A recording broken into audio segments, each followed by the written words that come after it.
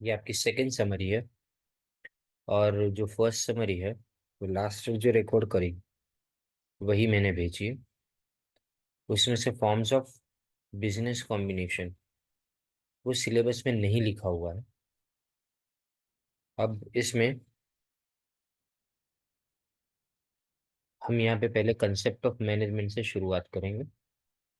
Management को noun, process और separate discipline तीन तरह से जाना जाता है। ये एमसीक्यू इस तरह से आ सकता है कि which of the following is not used for defining management. तो इसमें से चौथा हो वो अलग होगा। अब यहाँ देखो, management is a noun. Management में हम ऐसे ग्रुप ऑफ पीपल के बारे में बात करते हैं जो एक्टिविटी को और मटेरियल को डायरेक्ट करते हैं, जिसको हम प्री डिटरमाइन गोल गोल को अचीव करने के लिए हम यूज करते हैं। तो हम यहाँ पे मैनेजमेंट को हम सिस्टम ऑफ अथॉरिटी मानेंगे, या तो एक क्लास या तो एलिट, ऐसे लोग ने जो बाकी सबसे अलग है।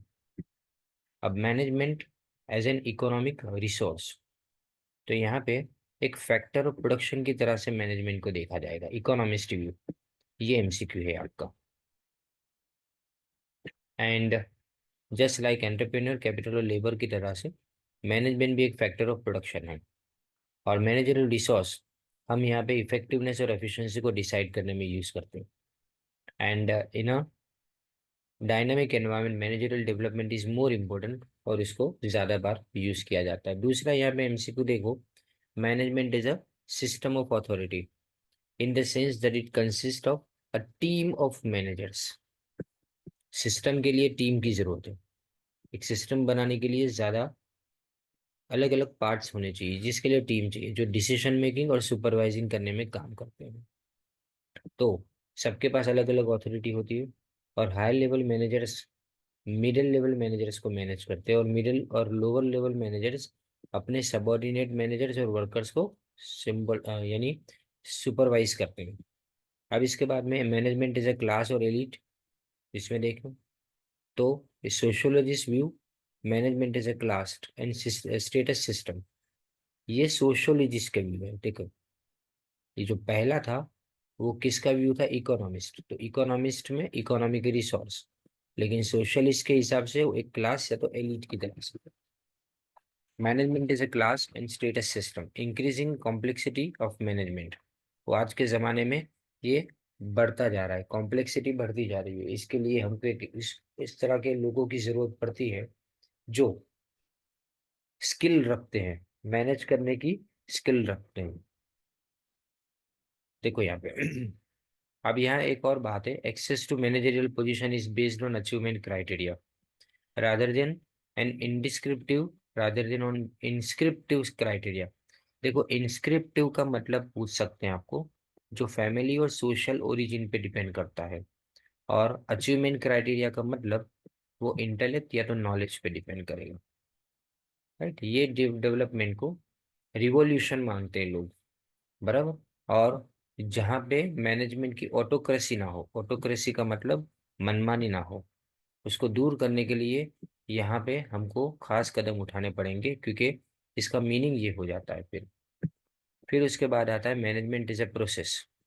मैनेजमेंट प्रोसेस है, यानी स्टेप बाय स्टेप होने वाली चीज है।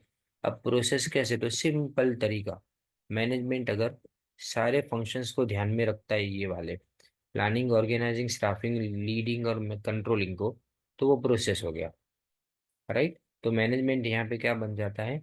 मैनेजमेंट प्रोसेस बन जाता है यहाँ पे। फिर management is A discipline. Discipline यानी कार्य क्षेत्र। तो यहाँ पे कनोटेशन में ये बताया गया है कि सेपरेट डिसिप्लिन यानी एक सिस्टमेटाइज बॉडी ऑफ नॉलेज है वो, जो मैनेजर्स जानते हैं, वो उसको यूज करते हैं अपने जॉब को परफॉर्म करने के लिए। तो यहाँ पे अलग अलग अप्रोचेस इस तरह से हमने देखने कंसेप्ट डेवलप करने के टाइम पे। फिर आता है मैनेजमेंट की डेफिनेशन। तो डेफिनेशन में हमको अलग अलग स्कूल्स के बारे में देखना है। तो पहले तो मैनेजमेंट को बताया गया है कि ये एक आर्ट है of getting things done through people, लोगों के साथ में। इसमें प्लानिंग से शुरू होता है, ऑर्गेनाइजिंग, लीडिंग और कंट्रोलिंग पे खत्म होता है। तो यहाँ पे चार अलग अलग ग्रुप के अंदर क्लासिफाई किया गया है। तो ये एमसीक्यू हो सकता है, कितने ग्रुप के अंदर इसको क्लासिफाई किया गया, तो चार ग्रुप में। इसमें प्रोसेस स्कूल के अंदर हेनरी फ्योल का नाम याद रखना है आपको। राइट, प्रोसेस स्कूल में किसका नाम याद रहेगा, हेनरी फ्योल का नाम। To manage is to forecast, इसके हिसाब से मैनेजमेंट का मतलब फोरकास्टिंग और प्लानिंग करना, ऑर्गेनाइज करना, कमांड देना यानी ऑर्डर देना, कोऑर्डिनेट करना और कंट्रोल करना। तो यहाँ पे मैनेजमेंट एक पर्पस को अचीव करने के लिए किया जाता है। बाकी सारी जितनी भी डेफिनेशन है मैनेजमेंट की, स्कूल की, वो या तो मैनेजरियल एडिशंस यानी मार्जिनल, सॉरी मैनेजरियल नहीं मार्जिनल, थोड़ा बहुत इसके अंदर एडिशन किया गया, कोई डिलीशन यानी माइनस किया गया, कुछ इलेबोरेशन यानी एक्सप्लेनेशन दिया गया, पर सब ऐसे ही है डेफिनेशन। तो मतलब यहाँ पे हेनरी फेवल का याद रखना चाहिए नाम प्रोसेस स्कूल के अंदर। ह्यूमन रिसोर्स स्कूल के अंदर यहाँ पे इसको सोशल सिस्टम माना गया है, ऑर्गेनाइजेशन को एक सोशल सिस्टम माना गया है, ये याद रखना है आपको। जिसमें ये बताया गया है कि एसेंस ऑफ दिस स्कूल, यहाँ पे management is concern with development of people and not the direction of things. वो लोगों को मैनेज करना जानता है, चीजों को नहीं। मैनेजमेंट ये स्कूल ये सब बता रही है। The essence of the school is well reflected in the definition, देखो इसमें भी नाम याद रखना है, लॉरेंस एप्ली का नाम याद रखो। तो ये कौन सी स्कूल के अंदर आ जाएगा, ये आपकी ह्यूमन रिसोर्स वाली यानी सोशलिस्ट के व्यू के हिसाब से आ जाएगा, देखो ह्यूमन रिलेशन स्कूल में। फिर डिसीजन स्कूल, इसमें डिसीजन स्कूल में रूल मेकिंग और रूल एनफोर्सिंग बॉडी की तरह से याद रखना है आपको। इसमें लाइन याद रखेंगे ये वाली, rule making and rule enforcing यानी नियम बनाना और नियम नियम को अमल में रखना, ये बात इसके अंदर आएगी। और इसमें डिसीजन मेकिंग का पावर इंसान के पास होना जरूरी है, जो मैनेजर कहलाता है उसके पास। तो ये एक ऑर्गेनाइजेशन के जितने भी रिसोर्सेज है उसको एक प्रोडक्टिव और कोऑपरेटिव कंसर्न में तब्दील करेगा। फिर ये आता है system and contingency school next में। According to the school organisations like, इसमें कैसा है, कोई लिविंग ऑर्गेनिजिंग ऑर्गेनाइजिंग जैसा है। राइट, इसके भी जिस तरह से इंसान जिंदा रहता है वैसा एक सिस्टम डेवलप होती है मैनेजमेंट की। तो management involves designing organisations adaptable to changing markets, technology and other critical environmental factors. तो ये सिस्टम थियरी ज्यादा ऑर्गेनिक है, ऑर्गेनिक यानी बेसिक बोलो, and open and open systems consisting of interacting and interdependent parts and having a variety of goals।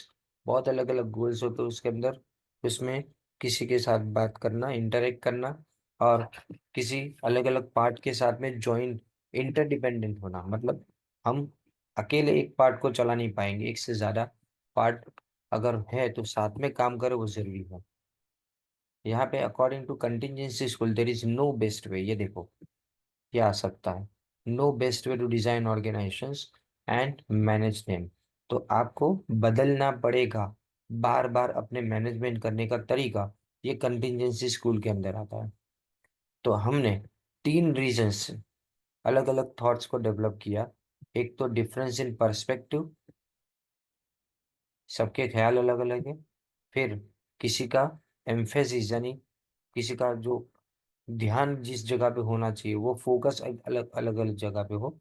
और कई बार internal और external environment इसमें काम कर जाते हैं। इसकी वजह से हम ये इतनी चार चार अलग अलग स्कूल्स को यहाँ पे देख रहे हैं।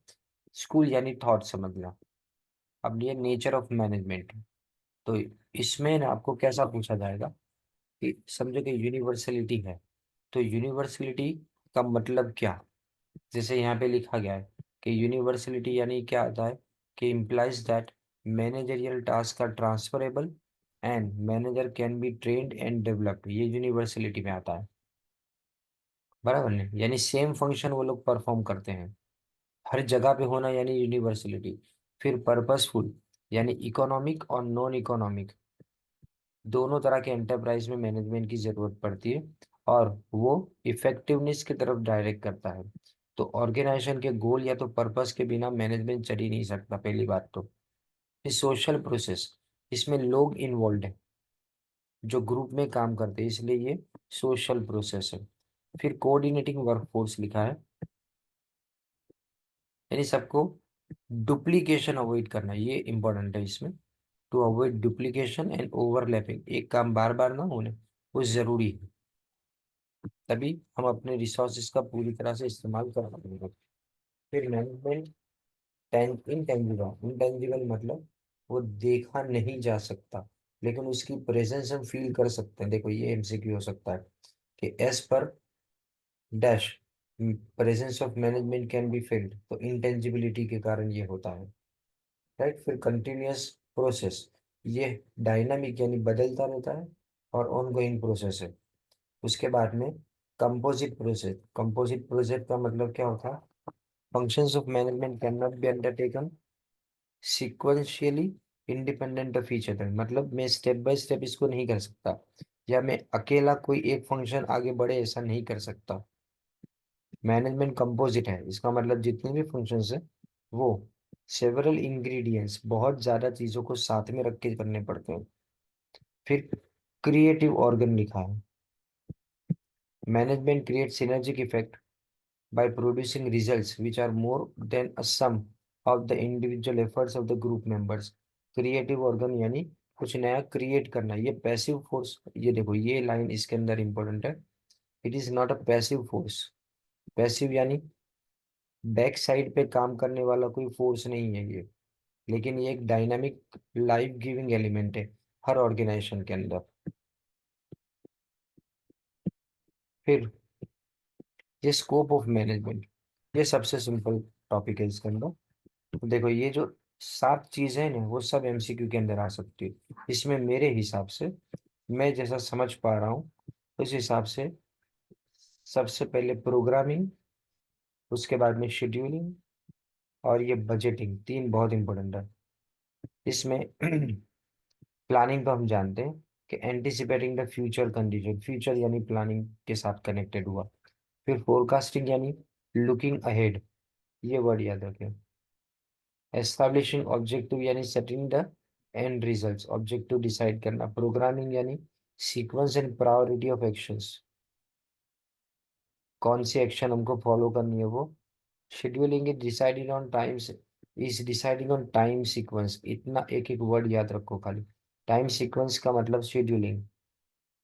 फिर टाइम टेबल बना जिसे बोलते हैं बजटिंग, यानी अलोकेशन ऑफ रिसोर्सेज और कॉस्ट को मिनिमाइज करना, ये दो बातें।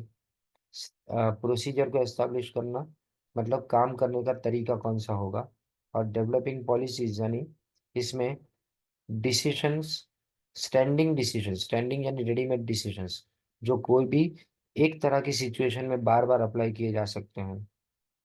फिर ऑर्गेनाइजिंग फंक्शन आता है, ऑर्गेनाइजिंग में 3 चीजें आती है, एक तो स्ट्रक्चर डेवलप करना, दूसरा डेलीगेशन ऑफ अथॉरिटी, और तीसरा एस्टेब्लिशिंग रिलेशंस। फिर स्टाफिंग, स्टाफिंग के अंदर क्या क्या आता है, तो देखो ये पूछ सकते हैं कि which of the following is included in staffing. तो इसमें सिलेक्शन आता है, ट्रेनिंग आता है, डेवलपमेंट, कॉम्पेंसेशन यानी पगार देना भी इसमें, अप्रेजल, अप्रेजल का मतलब वो एम्प्लॉय बराबर काम कर रहा है कि नहीं उसका, उसको चेक करना, ये भी उसके अंदर आ जाता है। और मैन पावर प्लानिंग और मैन पावर मैनेजमेंट, दो बातें इसके अंदर ध्यान में रखनी है। मैन पावर प्लानिंग और मैन पावर मैनेजमेंट स्टाफिंग में आता है। फिर डायरेक्टिंग फंक्शंस है, तो डायरेक्टिंग का मतलब लोगों को मोटिवेशन देना, वो डायरेक्टिंग में आता है। लीडरशिप देना, कम्युनिकेशन और कोऑर्डिनेशन, 4 बातें याद रखनी है। मोटिवेशन, लीडरशिप, कम्युनिकेशन और कोऑर्डिनेशन, ये 4 चीजें डायरेक्टिंग में आती है, यानी काम करने का तरीका सिखाना जिसको बोलते हैं। और कंट्रोलिंग फंक्शन में पहले तो परफॉर्मेंस स्टैंडर्ड एस्टैब्लिश करेंगे, कैसा परफॉर्मेंस होना चाहिए। फिर उस परफॉर्मेंस को हम चेक करेंगे उसका प्रोग्रेस हो रहा है कि नहीं बराबर से, और उसके बाद में परफॉर्मेंस को इवेल्युएट करेंगे, मतलब चेक करेंगे कि जो स्टैंडर्ड है उसके साथ में मैच हो रहा है कि नहीं, और अगर गलत हो रहा है तो करेक्टिव एक्शन लेना। 4 स्टेप्स है इसके अंदर, तो कंट्रोलिंग में 4 स्टेप्स आएंगे। फिर आर्ट या तो साइंस, ये अपने 12th स्टैंडर्ड में भी हो गया है ये सेम। तो देखो आर्ट और साइंस दोनों है, अब मैं आपको साइंस का मतलब बताऊं, ये देखो, ये साइंस वाली जो लाइन है ना वो इंपॉर्टेंट है इसमें एमसीक्यू में। Science explains phenomena, events, situations as well as establish cause effect आए ना, तो समझ लेना वहाँ साइंस है।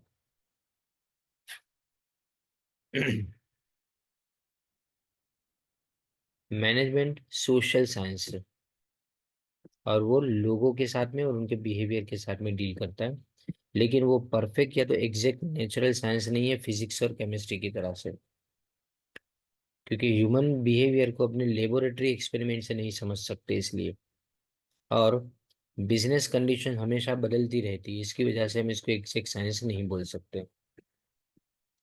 फिर उसके बाद principles of management, management theory broad framework training के लिए प्रोवाइड करती है। देखिए यहाँ पे जो आर्ट की बात करें तो art is essentially concern with application of scientific knowledge and skill to achieve concrete result. Result achieve करने के लिए अप्लाई करना, जो साइंस के अंदर बनाया गया रूल उसको अप्लाई करने का तरीका हर किसी का अलग अलग होता है। आर्ट ऑफ मैनेजमेंट यानी application of theory of management, वो भी रियलिटी का सामना करते हुए, राइट। तो हम यहाँ पे ध्यान रखें कि मैनेजिंग में भी regarded is the art of doing, and management is the body of knowledge that underlines the art. At the same time, it must be noted that science and art of management are not mutually exclusive. यानी वो एक ऐसा नहीं है कि अगर management को science मानेंगे तो आर्ट नहीं मान सकते और आर्ट मानेंगे तो साइंस नहीं मान सकते, लेकिन वो दोनों कॉम्प्लीमेंट्री है, मतलब साथ में चलते हैं। फिर management as a profession, Lew Allen का नाम इसमें याद रखना, वो प्रोफेशन को डिफाइन करता है। प्रोफेशन यानी स्पेशलाइज काइंड ऑफ वर्क, जिसमें आपके पास क्लासिफाइड नॉलेज होना चाहिए, एक कॉमन वोकेबुलरी मतलब शब्दों का यूज एक बिजनेस में एक प्रोफेशन के अंदर एक जैसा होता है। जैसे अकाउंट्स बनाना चार्टर अकाउंटेंट के लिए, requiring standards of practice and code of ethics.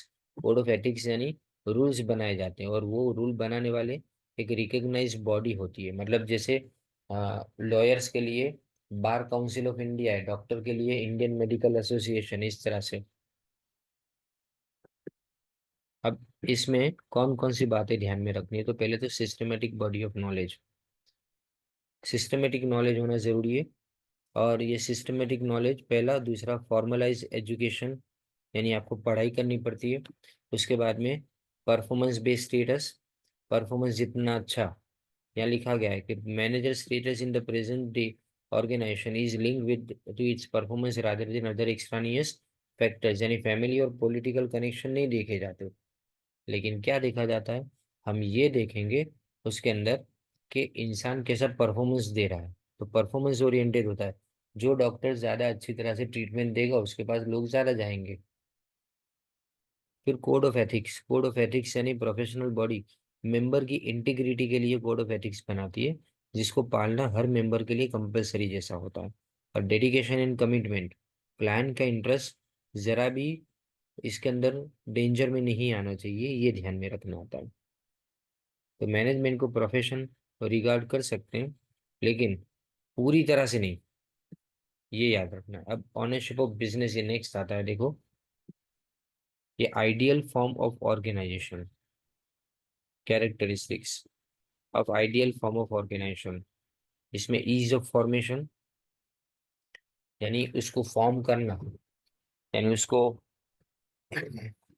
Start करना आसान होना चाहिए, लीगल फॉर्मेलिटीज कम होनी चाहिए, एक्सपेंस कम होना चाहिए। ईज ऑफ रेजिंग कैपिटल, देखो पांच तरह के यहाँ पे अलग अलग ऑर्गेनाइजेशन हमको समझने हैं। इसमें sole proprietorship, partnership, cooperative society, joint stock company. ये जो क्वेश्चन है ना इसके अंदर से, ये आपको कैरेक्टरिस्टिक्स 12 मार्क का क्वेश्चन, 13 मार्क का क्वेश्चन जो बोलते हो उसके अंदर से आ सकता है। Ease of raising capital, capital आसानी से मिल जानी चाहिए, ज्यादा अमाउंट कैपिटल की कम रेट ऑफ इंटरेस्ट के ऊपर या तो कम खर्चे के ऊपर मिल जानी चाहिए। फिर लिमिट टू लायबिलिटी, लायबिलिटी का लिमिट यानी रिस्क जो है ना वो ज्यादा होगा, नहीं तो इंसान लिमिटेड लायबिलिटी प्रीफर करेगा। अनलिमिटेड लायबिलिटी कब प्रीफर किया जाएगा, कि जहाँ पे ऑनर को खुद ने ऐसा चुना है कि सब लायबिलिटी मेरे जिम्मेदारी रहे, सब जिम्मेदारी मेरे इस कंधे पे रहे, तो फिर ओनरशिप, कंट्रोल और मैनेजमेंट के बीच में डायरेक्ट रिलेशनशिप होती है। क्योंकि जो देखो, एक बात समझो कि as a rule control should lie where ownership lies. ये देखो, ये इंपॉर्टेंट स्टेटमेंट है। जहाँ ओनरशिप होती है ना, वहाँ कंट्रोल होता है। पर ऐसा हमेशा नहीं होता है। कुछ जगह ऐसी है ना कि जहाँ पे ओनरशिप शेयर्स मेरे पास होते हैं, लेकिन कंट्रोल बोर्ड ऑफ डायरेक्टर्स करते हैं, तो अलग भी हो सकता है। फिर flexibility of operation, maximum flexibility, बदलाव हो सकता है, और अडेप्टेबिलिटी, चेंज करना आसान हो, ये जरूरी होता है। फिर इसके बाद में कंटिन्यूटी और स्टेबिलिटी, बिजनेस चलता रहे। एंटरप्रेन्योर के पॉइंट ऑफ व्यू से लॉन्ग पीरियड ऑफ टाइम तक बिजनेस का एग्जिस्टेंस रहे, ये वो चाहेगा हमेशा। फिर retention of business secret, business के सीक्रेट लीक नहीं हो जाने चाहिए। Freedom from state regulation, rules and regulation बहुत ज्यादा हमारे ऊपर लागू होने, ऐसा नहीं होना चाहिए। एंड लाइटर टैक्स लायबिलिटी, और टैक्स लायबिलिटी कम होनी चाहिए। फिर explain sole proprietorship with its merit and demerit. अब सोल प्रोप्राइटरशिप याद रखना, ये इजीएस्ट फॉर्म है और सिंपलेस्ट ऑर्गेनाइजेशन। पहले तो ओल्डेस्ट याद रखना है, फिर इजीएस्ट याद रखना है, और सिंपलेस्ट याद रखना है। और ये फर्स्ट स्टेज इवोल्यूशन में यहाँ से शुरू हुआ था। और इसमें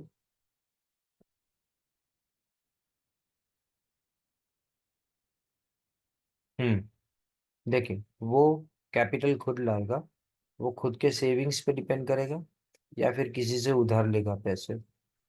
वो बिजनेस को स्टार्ट कर सकता है अपनी प्रॉपर्टी के अंदर, या तो कोई दूसरे भाड़े के दूसरे मकान के अंदर भी कर सकता है ये।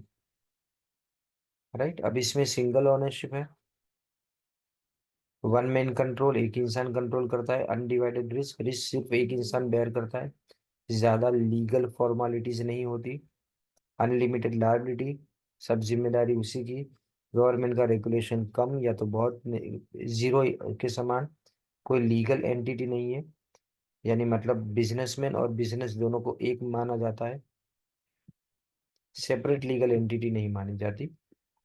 अब यहाँ पे भी जो ऊपर देखा ना, ये जो अपने 9 पॉइंट्स देखे, उसमें से कुछ पॉइंट इसमें रिपीट हो जाते हैं। जैसे is of formation and dissolution, शुरू करना भी आसान, बंद करना भी आसान। डायरेक्ट मोटिवेशन, क्योंकि सब कुछ घर ले जाना है प्रोप्राइटर को, तो इसका मतलब अगर वो जरा भी कुछ भी उसके अंदर, एक ऐसा समझो कि कोई भी रिस्क लेने की ट्राई करेगा, रिस्क तो चलो वही लेगा ही, लेकिन अगर वो अपना बिजनेस के अंदर से ध्यान हटाएगा तो शायद उसका लॉस हो जाए, इसीलिए वो ध्यान पूरा देगा। इसका मोटिवेशन उसका हमेशा रहता है। फैसिलिटी ऑफ कोऑर्डिनेशन, वो एम्प्लॉयज को उसमें एम्प्लॉय करता है और उसको टीम की तरह से काम करवाता है। डिसीजन मेकिंग प्रॉम्प्टनेस, यानी टाइम पे लिया जा सकता है, ये सबसे बड़ा एडवांटेज है। है ना? कोऑर्डिनेशन, डायरेक्ट मोटिवेशन भी, ये भी एडवांटेज में आ सकता है। आपको पॉइंट्स याद रखने हैं एमसीक्यू के लिए तो। फिर फ्लेक्सिबिलिटी एंड मैनेजमेंट है।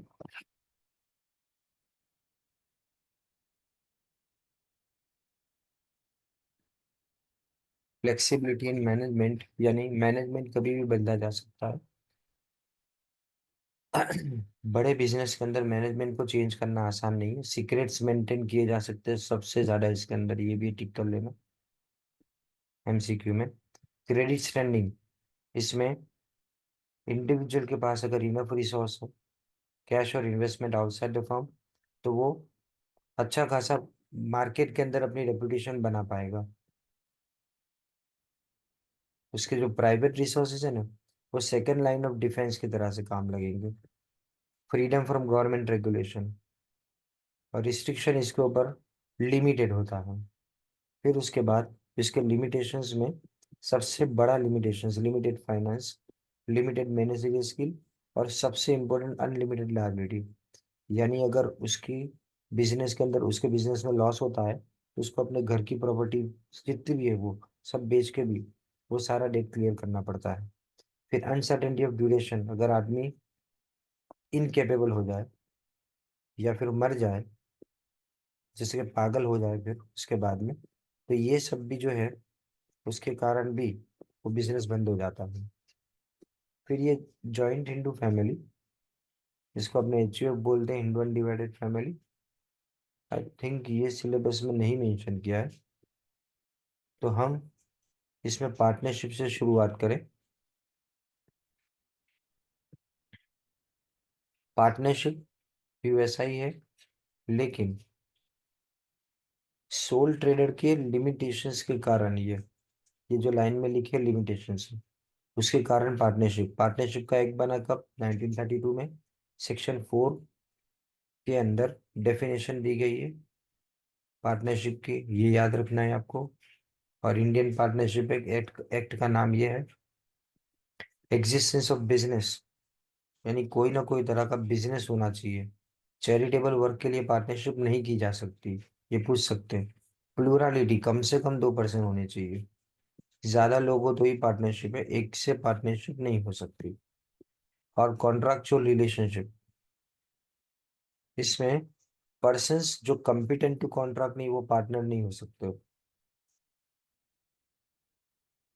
जैसे यहाँ लिखा है हिंदू अनडिवाइडेड फैमिली, वो हिंदू फैमिली बिजनेस, वो कभी डायरेक्टली पार्टनरशिप नहीं बन सकता। फिर प्रॉफिट मोटिव का होना जरूरी है। और सबसे इम्पोर्टेंट, प्रिंसिपल और एजेंट की रिलेशनशिप किस में होती है, ये पूछा जाए आपको। प्रिंसिपल एजेंट की रिलेशनशिप का मतलब कि जो इंसान बिजनेस पे बैठा है आज, और बाकी पार्टनर अगर प्रेजेंट नहीं है, तो वो बाकी सारे पार्टनर जो बाहर है उनका एजेंट है, और खुद वो प्रिंसिपल है। बाकी सब जो प्रेजेंट ना, उसका एजेंट। मैं जो भी काम करूंगा वो बाकी सारे पार्टनर्स को बंधन करता होंगे, तो ये यहाँ पे मैं वो सारे पार्टनर्स के लिए एजेंट बन जाता हूँ।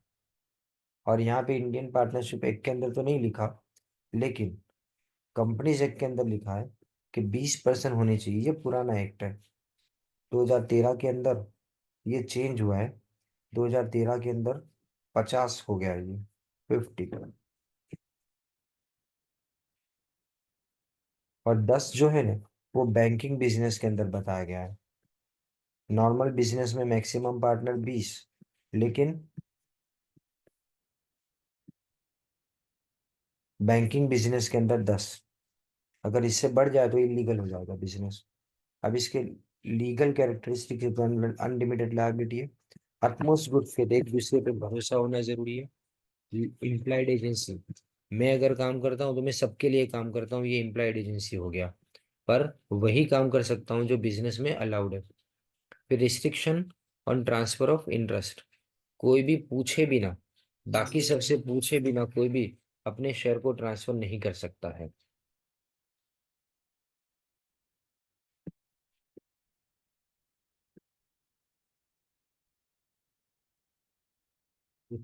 फीचर्स ऑफ पार्टनरशिप के अंदर ये बड़ा क्वेश्चन होगा, इसमें से ड्यूरेशन ऑफ पार्टनरशिप में कुछ नहीं है।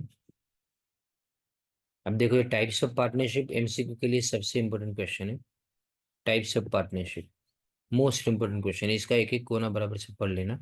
स्लीपिंग पार्टनर, यानी वो पार्टिसिपेट नहीं करता मैनेजमेंट में, वो कैपिटल इन्वेस्ट करेगा, समझ लेना, और प्रॉफिट में शेयर भी ले जाएगा, पर वो एक्टिव पार्टनर से कम होगा। और ये लायबल है थर्ड पार्टीज को, ये भी याद रखना है। उसकी लायबिलिटी भी अनलिमिटेड है। फिर नॉमिनल पार्टनर, सिर्फ नाम देता है वो इंसान, वो इन्वेस्ट नहीं करता, प्रॉफिट में शेयर नहीं ले जाता, और मैनेजमेंट में पार्टिसिपेट नहीं करेगा, लेकिन वो लायबल है बाकी सारे लोगों को। फिर उसके बाद ये पार्टनर्स बाय एस्टोपल्स, वो बिहेवियर से पार्टनर हो उसको पार्टनर्स बाय एस्टोपल बोला जाता है। देखिए, यानी वो मिस्टेक से लोग उसको पार्टनर समझते हैं, वो पार्टनर है नहीं लेकिन मिस्टेक से पार्टनर समझते हैं उसको, बराबर। अब इसी तरह से पार्टनर्स बाय होल्डिंग आउट। एक इंसान अगर अपने आप को डिक्लेयर करे कि वो पार्टनर है दूसरे किसी इंसान का, और वो पर्सन उसको डिनाई करना चाहिए, डिनाई यानी नकार देना चाहिए कि मैं इसका पार्टनर नहीं हूं, लेकिन अगर वो नहीं करता, वो कुछ नहीं बोलता उसके सामने, तो इसका मतलब वो पार्टनर इन होल्डिंग आउट हो गया। ये पार्टनर को अपने पार्टनर इन होल्डिंग आउट बोलेंगे। और माइनर, माइनर की कैपेसिटी नहीं होती पार्टनर बनने की, लेकिन वो उसको बेनिफिट के लिए एंटर किया जा सकता है, सिर्फ बेनिफिट के लिए, पर उसकी लायबिलिटी लिमिटेड होती है उसके शेयर जितनी। उसकी पर्सनल प्रॉपर्टी को हम हाथ नहीं लगा सकते, और मेजोरिटी अटेंड करने के ऊपर उसके पास चॉइस रहती है, और चॉइस अपनी डिक्लेयर करने का टाइम पीरियड है 6 महीने का। ये 6 महीने याद रखना कि वो पार्टनर की तरह से कंटिन्यू होना चाहता है कि नहीं, बराबर। लेकिन अगर वो कंटिन्यू होना चाहता है तो उसकी लायबिलिटी बाकी पार्टनर जैसी अनलिमिटेड हो जाएगी।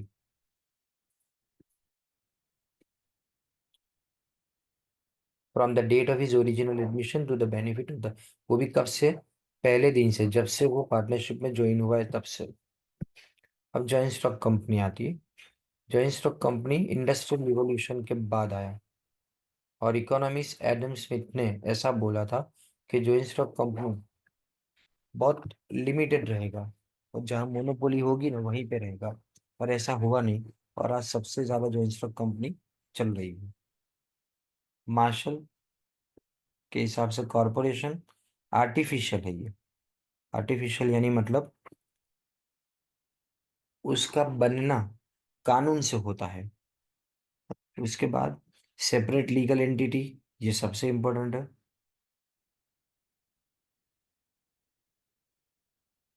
और ये याद रखना है इसके अंदर, it can sue and be sued in its own name. अपने नाम से वो केस कर सकता है, कोई उसके नाम से केस दाखिल कर सकता है। कंपनी अपने नाम से प्रॉपर्टी खरीद सकती है और बेच सकती है। लायबिलिटी कितनी होती, लिमिटेड। कितनी लिमिटेड, तो जितना उसका शेयर है ना उतनी उसकी लायबिलिटी, उससे ज्यादा शेयर होल्डर की कोई लायबिलिटी होती नहीं है। फिर उसका एग्जिस्टेंस, इंसान आए मर जाए चला जाए छोड़ के बिजनेस को, लेकिन फिर भी वो कंपनी रहती है। और कॉमन सील होता है, उसमें सिग्नेचर नहीं होता, कॉमन सील होता है। और इसको चलाने वाले बोर्ड ऑफ डायरेक्टर्स। फिर फॉर्मेशन ऑफ कंपनी। कंपनी के लिए कौन कौन से डॉक्यूमेंट ज्यादा इंपॉर्टेंट, तो देखो, मेमोरेंडम को चार्टर ऑफ द कंपनी बोला जाता है। इसके दो अलग अलग प्रोसेस है, स्टेजेस है। एक प्रमोशन और दूसरा इनकॉर्पोरेशन। प्रमोशन यानी कंपनी को स्टार्ट करने के लिए आगे बढ़ाना, और इनकॉर्पोरेशन यानी कंपनी को रजिस्टर कराना जब उसका जन्म होता है, रजिस्ट्रेशन के बाद कंपनी का जन्म होता है। अब यहाँ पे चार्टर ऑफ द कंपनी, उसमें ऑब्जेक्ट और कैपिटल के बारे में लिखा जाता है। फिर रूल्स और बायलॉज, पेटा नियम के भाई बायलॉज, वो आर्टिकल्स में लिखा जाता है। और अगर कंपनी के पास खुद का आर्टिकल नहीं है तो क्या आएगा, ये 100% एमसीक्यू में आ सकता है। टेबल ए, टेबल ए उसको ऑटोमेटिकली अप्लाई हो जाएगा। फिर उसके बाद रिटर्न कंसेंट ऑफ पर्संस, जो कंपनी के डायरेक्टर्स बनना चाहते हैं उनकी मर्जी। फिर नोटिस देनी है कंपनी को रजिस्टर ऑफिस, कितने दिनों में, 28 दिनों के अंदर, ये भी पूछा जा सकता है। स्टैट्यूटरी डिक्लेरेशन सेक्रेटरी करेगा, बराबर, कि सबके सब कानून को माना गया है। और लास्ट में देखो मेमोरेंडम में कितने अलग अलग चीजें होती है, ये चार्ट के अंदर बताया गया, एक बार पढ़ लेना। फिर एलएलपी आता है, लिमिटेड लायबिलिटी पार्टनरशिप। जो लिमिटेड लायबिलिटी पार्टनरशिप है वो कौन चलाता है, तो ये पूछा जाएगा एमसीक्यू में। ये cost accountant, company secretary, chartered accountant, lawyers, architect, engineers और डॉक्टर। ज्यादातर ये प्रोफेशनल्स के बीच में चलती है वो एलएलपी, याद रखना। इसमें दोनों चीजें मिलती है, लिमिटेड लायबिलिटी ऑफ कंपनी और साथ में फ्लेक्सिबिलिटी ऑफ पार्टनरशिप। फिर आगे एलएलपी, उसका भी परपेचुअल सक्सेशन यानी चलती रहती है आगे। म्यूचुअल राइट्स, उसके उसके बाद में एलएलपी कहाँ कहाँ पे उस जमाने में थी। अपने यहाँ पे 2008 को इसका कायदा आया, 2008 याद रखना है अपने को। जो लॉ बनाया गया वो 2008 में बनाया गया। तो इसके सेलियन फीचर्स है, उसमें limited liability, simplicity, number of persons, कोई लिमिट नहीं है मैक्सिमम के लिए। फिर परपेचुअल एग्जिस्टेंस तो वो इसमें भी आता है, जो अलग है वही मैं बता रहा हूँ। फिर मेंबरशिप किसकी हो सकती है, ये इंपॉर्टेंट है एमसीक्यू में। फिर ये जो कोऑपरेटिव सोसाइटी है उसके अंदर अपने देखें तो कोऑपरेटिव सोसाइटी वॉलंटरी एसोसिएशन है। इसमें कोई भी कास्ट या तो क्रीड यानी जाति नहीं देखी जाती है, और कोई भी कोऑपरेटिव सोसाइटी को ज्वाइन कर सकता है अपनी फ्री विल से, अपनी मर्जी से, और जब चाहे तब इसको छोड़ सकता है। लेकिन वो अपना शेयर ट्रांसफर नहीं कर सकता दूसरे इंसान को। पैसे आते हैं मेंबर्स से, वो कैपिटल शेयर करते हैं। और कंट्रोल और मैनेजमेंट कोऑपरेटिव सोसाइटी का, democracy is the key note, ये याद रखना है ये लाइन एमसीक्यू में। और most of this societies local skill के ऊपर काम करती है। तो ये कमिटीज अपॉइंट करती है जिसको मैनेजिंग कमेटी बोलते हैं, और वो सारे रूल्स बनाती है उसके लिए। तो याद रखिए, cooperative society board of directors से ज्यादा मैनेजिंग कमेटी से ऑर्गेनाइज होती है। देन सर्विस मोटो, यानी सर्विस का मोटिव है, मकसद सर्विस का होता है इनका। सरप्लस को ये लोग बोनस के फॉर्म में डिस्ट्रीब्यूट करते हैं, पर ये कैपिटल के कंट्रीब्यूशन के साथ में नहीं होता, सबको इक्वली दे दिया जाता है। मतलब पर पर्सन बोनस मिलता है, पर शेयर के हिसाब से नहीं। और कोऑपरेटिव सोसाइटी का एक्ट बना था 1912 में। उसमें मिनिमम कितने मेंबर्स होने चाहिए, तो 10, ये याद रहे। और सब मेजर यानी 18 साल के ऊपर के होने चाहिए। और रजिस्ट्रार कोऑपरेटिव सोसाइटी का, वो सारे डॉक्यूमेंट जब मिल जाते तब उसको रजिस्टर करता है। अब इसके टाइप्स से लास्ट क्वेश्चन देखें। इसमें कंज्यूमर कोऑपरेटिव सोसाइटी, ये टाइप्स एमसीक्यू में इंपॉर्टेंट है। कंज्यूमर कोऑपरेटिव सोसाइटी ये कोऑपरेटिव स्टोर्स चलाती है। ये होलसेलर्स के पास से होलसेल रेट के अंदर खरीदती है, और फिर अपने मेंबर्स को मार्केट प्राइस के ऊपर या तो कम प्राइस के ऊपर बेचेगी। प्रोड्यूसर कोऑपरेटिव ये खास करके कैपिटलिस्ट क्लास को एलिमिनेट करने के लिए बनाई गई थी एक जमाने में। ये खास करके रॉ मटेरियल को सप्लाई करने वाले, टूल्स और इम्प्लीमेंट को सप्लाई करने वाले एग्रीकल्चर सेक्टर में ज़्यादा होती है। फिर उसके बाद आता है प्रोड्यूसर्स कोऑपरेटिव सोसाइटी के बाद मार्केटिंग कोऑपरेटिव। ये प्रोडक्ट को बेचने के लिए, ये देखो इसमें भी लिखा है, ये एग्रीकल्चरिस्ट, स्मॉल प्रोड्यूसर और आर्टिजन यानी कारीगरों के लिए।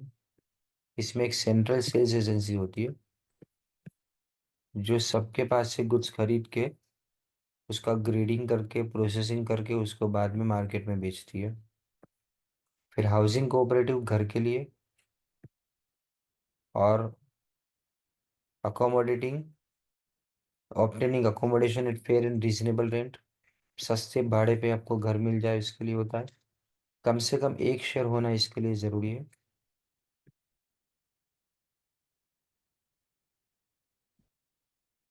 फिर क्रेडिट्स कोऑपरेटिव क्रेडिट लोन लेने के लिए होती है, और सोसाइटी में और may not ask for security, वो शायद गिरवी रखा है भी और ना भी रखा है। फिर कोऑपरेटिव फार्मिंग सोसाइटी ये एग्रीकल्चर के लिए ज़्यादातर है। उसके अलावा भी दूसरी सोसाइटीज होती है, जैसे प्रोसेसिंग कोऑपरेटिव सोसाइटी। इसमें भी याद रखना है नाम कौन कौन सी जगह पे। तो शुगर केन को प्रोसेस करने के लिए शक्कर बनाने के लिए, cotton, jute, paddy, oil seeds उसके लिए, फिर labour and construction cooperative, unskilled और सेमी स्किल्ड वर्कर्स के लिए ये होता है।